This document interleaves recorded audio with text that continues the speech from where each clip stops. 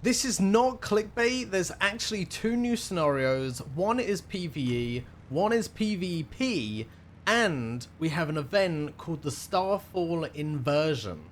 The new PvP scenario is called Raid Zone, and it is meant to be a much fairer experience for all PvP fans with no save blueprints or items, so everybody starts from fresh. I won't be going over the new Raid Zone scenario in this video, but I will be going over the new PvE scenario and the new Starfall event. The new PvE scenario is called Endless, which allows you to cross the entire map from Manibus to Way of Winter for you to explore.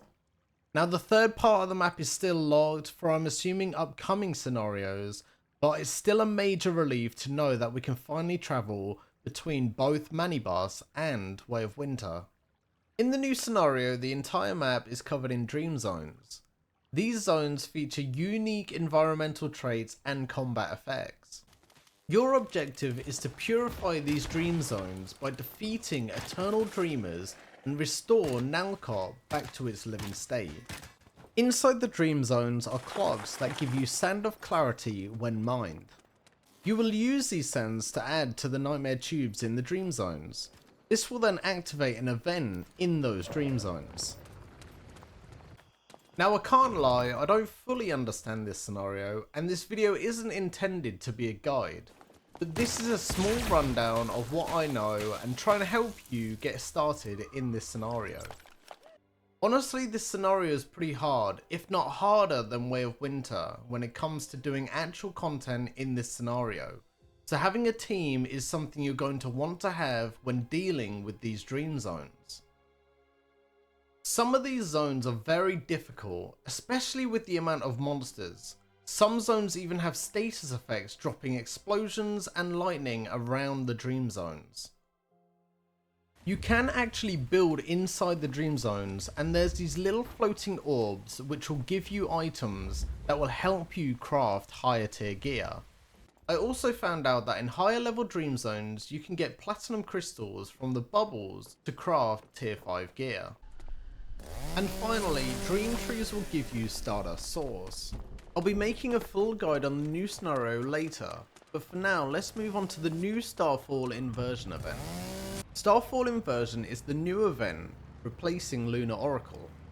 The premise of this event is a massive star falling into the world, creating gravitational tides that decrease the gravity in the world.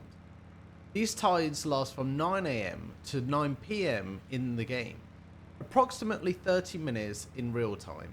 Just like the Lunar Oracle event, there are Starfall Deviants. These deviants can be found whilst killing boss enemies and found in Starfall chests. These chests can be found around the map just like they were in Lunar Oracle, but this time you don't need a currency to open them.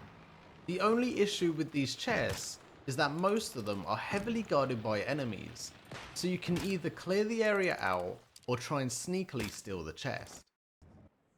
They have also added a formula for you to create floating bases.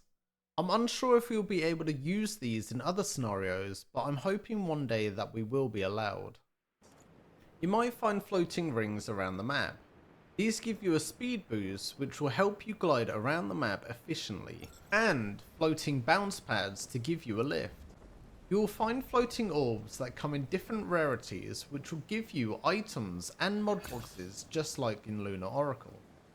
I'm unsure if you can get deviants from these, so leave a comment down below if you have in the past. I would suggest putting auto pickup on, which you can put on in the settings. This makes it easier to collect these floating orbs.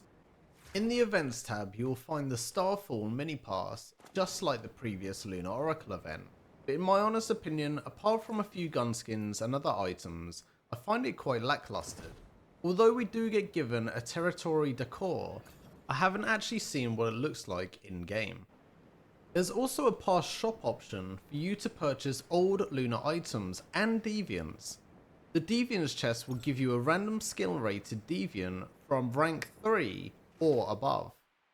You can also use the collected gravity crystals to open these boxes, and the gravity crystals last for 6 days.